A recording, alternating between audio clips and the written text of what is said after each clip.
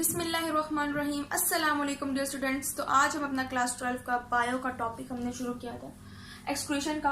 तो फर्दर आज हम उसको स्टडी करने जा रहे हैं nature of excretory product in relation to habitats, यानी कि डिफरेंट हैबिटेट्स में हम एक्सक्रीटरी प्रोडक्ट किस तरह से रिलीज करते हैं मुख्तलिफ एनिमल्स, उसको आज हम स्टडी करेंगे। ठीक है, सबसे पहले हम बात करते हैं कि अमोनिया, जैसे कल हमने स्टडी किया था कि अमोनिया विच इज NH3 वो रिलीज करते ज्यादातर एक्वाटिक एनिमल्स, फिशेस वगैरह जो है, ये ज्यादातर जो है as a excretory product ammonia को रिलीज करते हैं। अमोनिया हमारे पास एक बहुत ज्यादा टॉक्सिक सब्सटेंस है और ये वाटर में इजीली डिसॉल्व भी हो जाता है, डिसॉल्व क्विकली इन वाटर। अब इस वजह से अमोनिया को लो कंसेंट्रेशन में रखना जो है वो बहुत ज्यादा जरूरी है।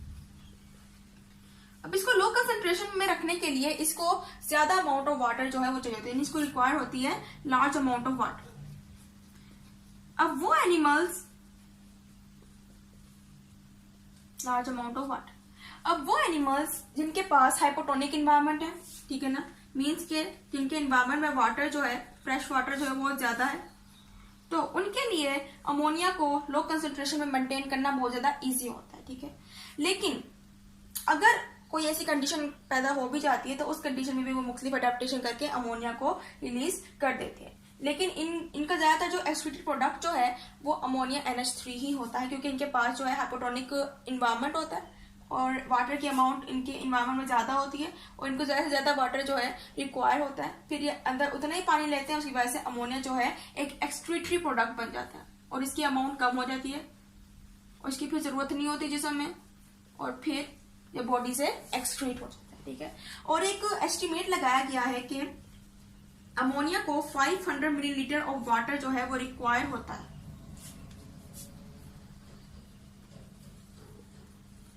ठीक है, 500 मिलीलीटर ऑफ वाटर जो है वो रिक्वायर होता है अमोनिया को, ताकि वो only 1 gram of ammonium nitrogen उसको एक्सक्रीट कर सके। Ammonium nitrogen which is a waste, उसको रिलीज करने के लिए अगर उसको 500 मिलीमीटर ऑफ वाटर मिलेगा तभी वो 1 ग्राम ऑफ अमोनियम नाइट्रोजन को एक्सक्रीट करेगा एज अ एक्सक्रीटरी प्रोडक्ट। ठीक है ना। अब हम बात कर लेते हैं जी कुछ और कंडीशंस के बारे में। ये तो हमने बात कर ली कि एक्वाटिक एनिमल जो है अमोनिया किस वजह से एक्सक्रीट कर पा रहे हैं, क्योंकि इनका जो इन्वायरमेंट है वो हाइपोटोनिक है। ठीक है, अब दूसरी बात हम करते हैं कि अगर फॉर एग्जाम्पल वाटर की सप्लाई जो है वो रिस्ट्रिक्ट हो गई है, मीन्स के पानी जो है वो बहुत कम तादाद के अंदर यानी कि लो कंसेंट्रेशन के अंदर जो है वो बॉडी में एंटर हो रहा है, तो इस कंडीशन में अमोनिया जो है वो अपने आप को एक्सक्रीटरी प्रोडक्ट नहीं समझता, क्योंकि अब इसकी जो अमाउंट है वो बढ़ने लग जाती है। ठीक है ना, यानी कि अमोनिया की अमाउंट जो है वो बहुत ज्यादा इंक्रीज होने लग जाती है, इसी वजह से ये एक्सक्रीटरी प्रोडक्ट नहीं रहता और फिर वाटर की सप्लाई भी इस कंडीशन में क्या होती है, कम हो जाती है। तो इस कंडीशन में हमारे पास एक ही वो होता है कि ऑप्शन होता है कि क्या कर सकते हैं, हम अमोनिया को एक लेस टॉक्सिक सब्सटेंस में कन्वर्ट कर सकते हैं। हमारे पास वो लेस टॉक्सिक सब्सटेंस जो है उसे हम कहते हैं यूरिया, यानी कि हम अमोनिया को इन कंडीशन में, यानी कि जब वाटर की सप्लाई जो है वो रिस्ट्रिक्ट हो जाती है, खत्म हो जाती है, उस कंडीशन में हम इसको यूरिया में कन्वर्ट कर सकते हैं, विच is a less toxic substance. और एक और एस्टिमेट लगाया गया है कि यूरिया को रिक्वायर होता है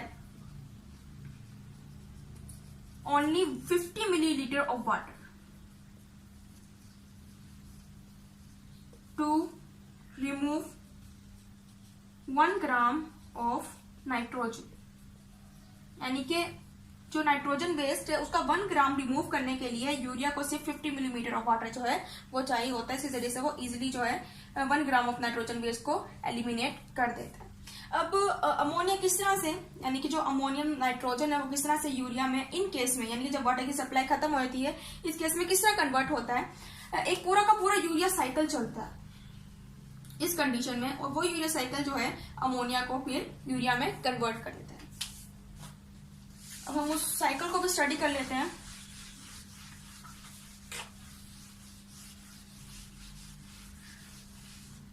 अब हमारे पास सबसे पहले तो अमोनिया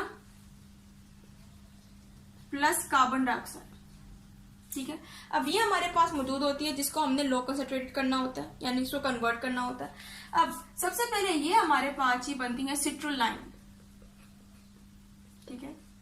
फिर ये हमारे पास जो सब्सटेंस है जाके बनता है जी, फिर इसके अंदर यहां से ऐड होता है सेकेंड नाइट्रोजन ऑफ यूरिया,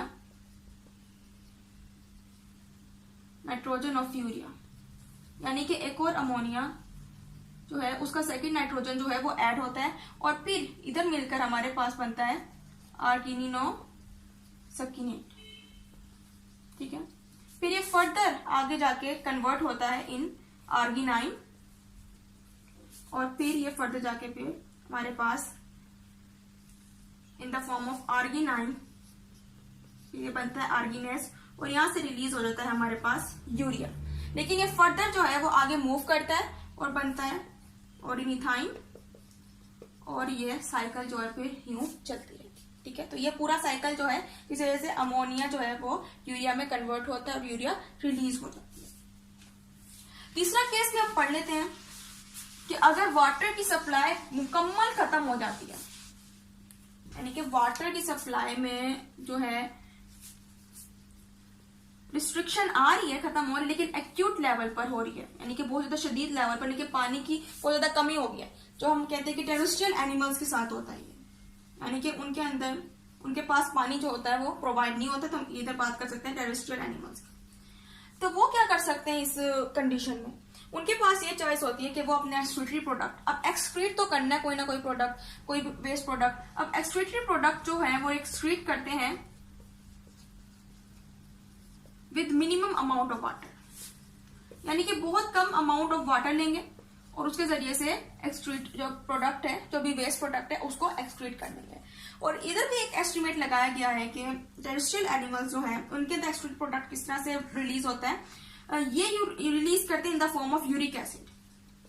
ठीक है, और यूरिक एसिड जो है इसको सिर्फ और सिर्फ 1 मिलीमीटर ऑफ वाटर रिक्वायर होता है, सिर्फ और सिर्फ to remove 1 gram of nitrogen, यानी कि nitrogen 1 gram of nitrogen waste को रिलीज करने के लिए, रिमूव करने के लिए सिर्फ 1 मिलीलीटर ऑफ वाटर जो है यूरिक एसिड को रिक्वायर्ड होता है। तो टेरेस्ट्रियल एनिमल्स ज्यादातर इस तरह के कंडीशन को अडेप्ट करते हैं। ठीक है, अब हम बात करते हैं, ये हमारे पास जी हो गई 3 कंडीशंस।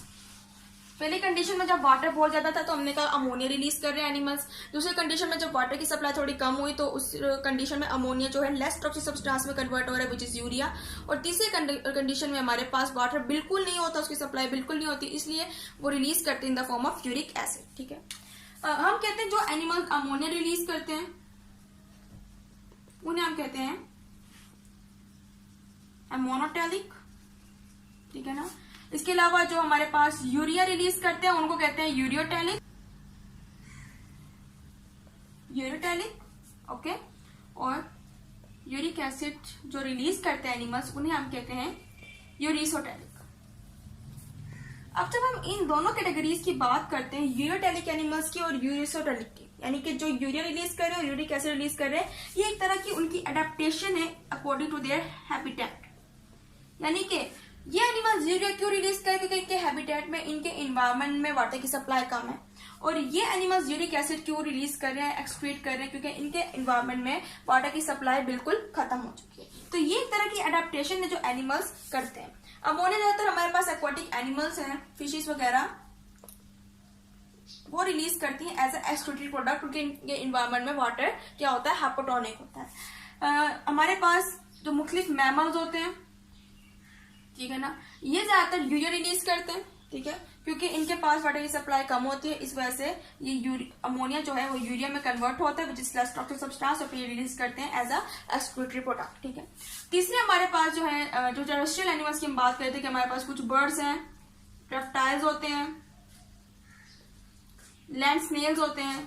ठीक है ना, अब ये तमाम जो एनिमल्स हैं जो है ये यूरिक एसिड रिलीज करते हैं, क्योंकि इनके एनवायरमेंट में वाटर जो है बिल्कुल इनकी सप्लाई खत्म हो जाती है, तो ये यूरिक एसिड को रिलीज करते हैं। ठीक है ना, अमोनिया हमारे पास ये NH3, कल भी हमने फॉर्मूला लिखे थे, हमारे पास urea double bond NH2 and NH2। ठीक है, और ये हमारे पास जी uric acid C double bond O, C double bond O। ठीक है, इधर इधर दोनों के दरमियान बॉन्डिंग होती है और फिर फर्दर NH इधर further C double bond O, ठीक है। तो इस तरह से एनिमल्स अपने डिफरेंट इन्वायरमेंट, डिफरेंट हैबिटेट के मुताबिक अपने अंदर एक्सक्रीटरी प्रोडक्ट जो हैं एक्सक्रीट करते हैं, ठीक है। तो ये था हमारा आज का लेक्चर। उम्मीद है आपको लेक्चर समझ आया होगा। तो इंशाल्लाह अगले लेक्चर में हम मजीद जो मैकेनिज्म्स हैं उनको स्टडी करेंगे। तो तब तक के लिए अल्लाह हाफिज़।